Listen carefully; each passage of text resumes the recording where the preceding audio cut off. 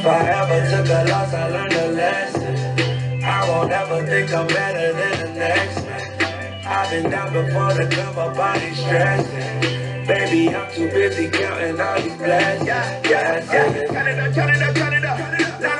Line 'em up. Swear the sun shining on me, get my heart on, no matter the trouble surrounding us. They don't see that it's a lot of us. Everybody move anonymous. Don't take that credit, I know what we getting. The blessing coming from none of us. Excited? Because I got some new stuff. He's excited and he's about to buy his first $1 million house.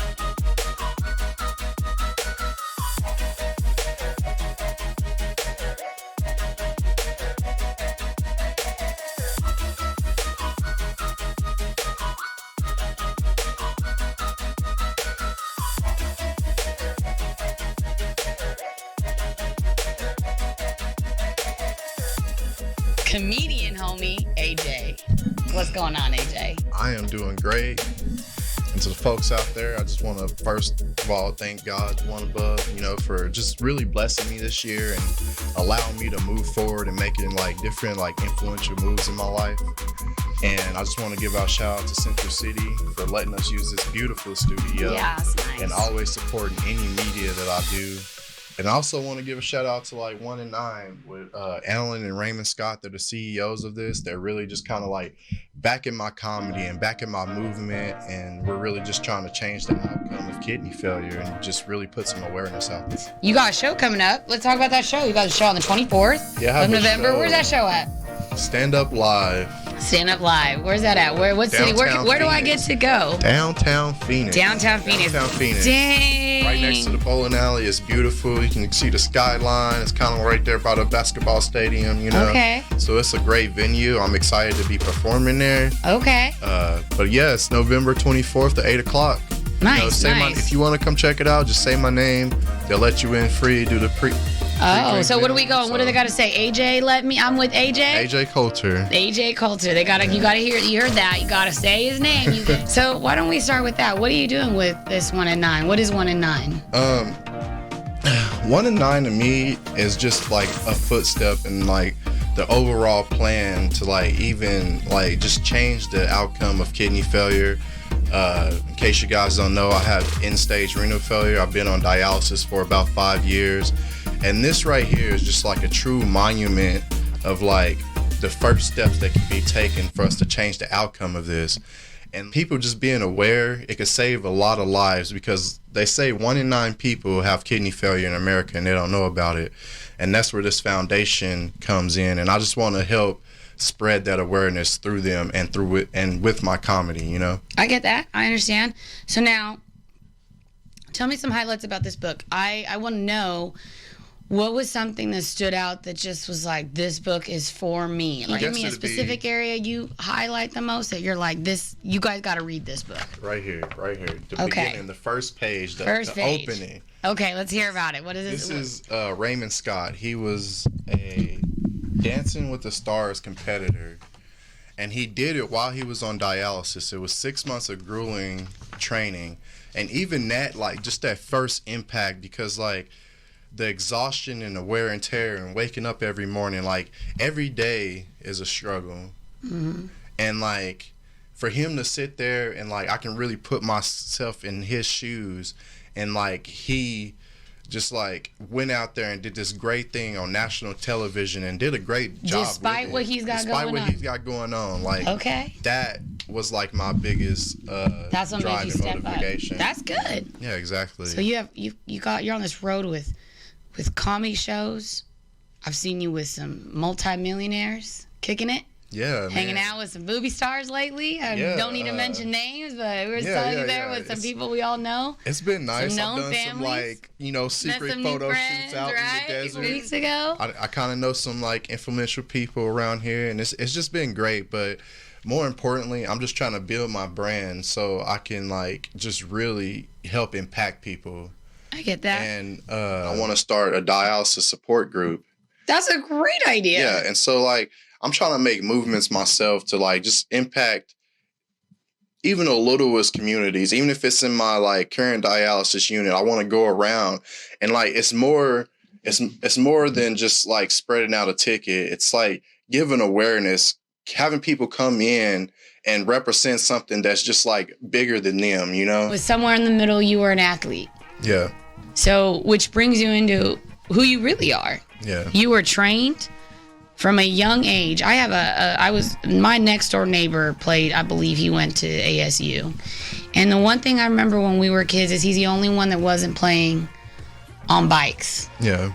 He was out there, and his dad let him come out every once in a while. But you know where he was at most of the time? We didn't see him. Football training. Yeah. And I mean, he was 6, 7, 8.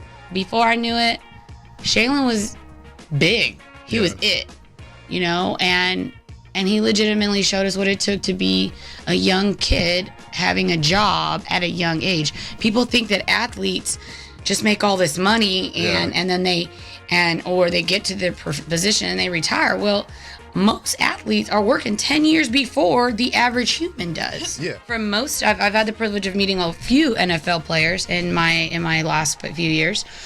I've heard that it's a brotherhood. That came directly from someone recent I had the privilege of having a good conversation with at that $1 Million Mingle. Shout out to the $1 Million Mingle. I mean, that is legitimate. If you don't know what it is, look it up. It's about getting companies, units, and athletes and everybody together for the right reasons and making sure they make the right choices. That's what I'm understanding. And that's why did you pursue football to college? Honestly, everything was just like a blessing, and I don't want to get too far into it. I'm just kind of like sum everything up, and that's why like I just know like this is my cause, and like I've been put through so many trials, and like just to even get here today is like just truly a blessing because initially, I mean I played football to get out of a tough childhood situation. It was just always there through middle school and high school, and like no matter what, like I wasn't the most like academic student, but I would always go to football practice. So you were adopted at what time? At like what age? 16, 17. Okay. All right, right around a good time where you really do become an athlete. Yeah. You're pretty much a rec human. You play sports, but you really don't turn into the athletic ability when you decide to say, I'm really going to do this. Yeah, like, and then I really just like chose like to really bring my grades up, and like they were like so bad that like I actually missed my senior year, so I went back. Good. And it wasn't just like, oh, you can go back and play again. Like I had to apply for a hardship, and so we applied for this hardship for like months. People writing in letters, you know, waiting by the mail, and it finally came in. And so I played my senior year, and it was like great. I got to play against a team that I didn't like. What high school did you go to? Putnam City High School. What city is that in? Oklahoma. Okay. Yeah, I'm an Okie. That means I'm a Cali? Oh, for sure. There's a kid out there today, right?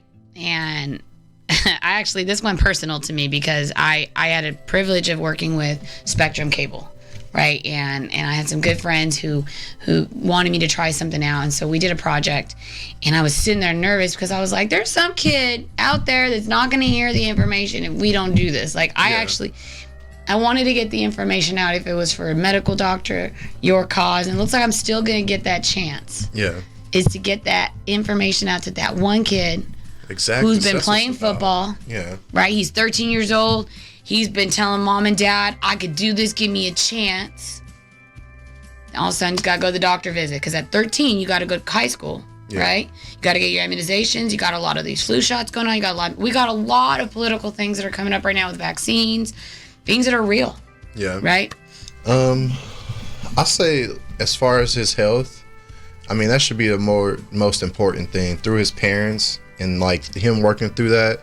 But at that time, like as a child that young, it's hard to like really explain like the realistic things like in life that he really needs to like know, you know, like you can't really explain like, hey, you have this, you know, disease going on now that was unfortunately given to you and now you can't do it, you know.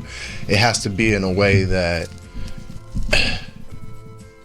you have to change the outlook, really. Just like, hey man, you know, like just because this didn't happen, like this is going to open you up to better things. It's avenue to open better doors for you. Like maybe you can find something else that you're really good at, or like just know that through this disease, like you can use it to like just influence other people, and like don't let it define who you are. Just use it to like change the outcome for better, you know? I'm excited to see your shows. I'm excited to hear that kids want to be more than just who people tell them they have to be. Yeah, it's a choice. My daughter cried the night she got a call that she had type 2 diabetes, because she spent the last 8 years trying not to be fat, according to her. It wasn't even about that. Yeah. You know, the doctor made a mistake at the moment in telling her this in front of her, but it broke her heart. Yeah. We had to work as a family. It's tough. Because she was a pre-diabetic. And she did it on her own. She got out of it. She worked harder on the field. Yeah. She ran more. She was like, I'm not going to let this stop me. Exactly. Yeah, let's get that motivation to change your life. Change your life. Better. She made that into saying, fine, that's just going to be my drive. You know, there's pedals and there's brakes. You've had your foot on the pedal because you already know where you're going. Yeah. You don't have any desire to put your foot on the brakes. Maybe you slow down, take your foot off the gas, but you're driving. 100%. You believe in this. 100%. You are going to change the world on your vision. Stay with it. We got to get some tickets out there. Do you have a phone number, this place, address? We could get our callers get something to... Really just look up StandUP Live. Okay. In Phoenix, downtown. What about, how do people get a hold of you? How do people, if they want to hire you, I mean, look me up on Facebook, AJ Coulter, Instagram, AJ Coulter 2. Check out my TikTok, also AJ Coulter. Okay. I know one day, I'm going to just change that one person's life that had my disease, you know? You already did. You know that, right? All you have to do is change one person's life. You already did. It was yours. Yeah. So now you just got to let people know that it's possible to not quit. I don't quit. I'm like, well, I'm just going to go till the wheels fall off. Exactly. The wheels haven't fallen off. And when they do, put them back on. You put... Get your spare. Hold on real quick. I'm not done yet. I got one more spare. Okay, now you made me laugh. Yeah, there you go. All right, guys. Well, it was great. Thank you so much. You got AJ. I hope to see you at this show. I'm excited for you. Yeah, let's do it, man. Let's do this. All right. Well, thank you guys so much. I'm Lisa Ledesma.